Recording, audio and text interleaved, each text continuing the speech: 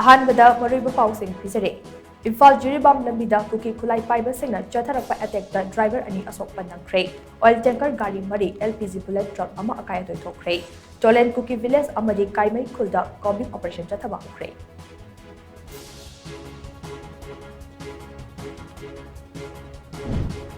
इम्फाल जिरीबाम लंबी थोखिबा थौदोक मरी लैनना all Manipur petroleum products transporter association की मिहुत सिंगना चीफ मिनिस्टर नोंथोबम बिरेन लदुना नेशनल हाईवे दा सिक्योरिटी मतिक चाना थबिना पतक्षख्रे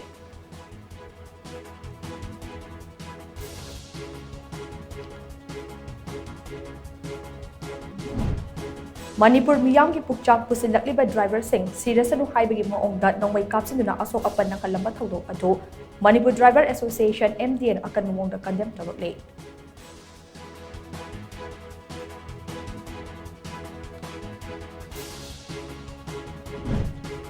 इरांग मरक असिदा union home minister Amit शाहना board खोंबल लापगी कुमहै अमगोम मके सेमखिबा अदु थमोय सोंगना नुंगाइते हाइना आरपीआई अथवालगी मिरेफ महेशो थोंगावजमना फोंदोखरे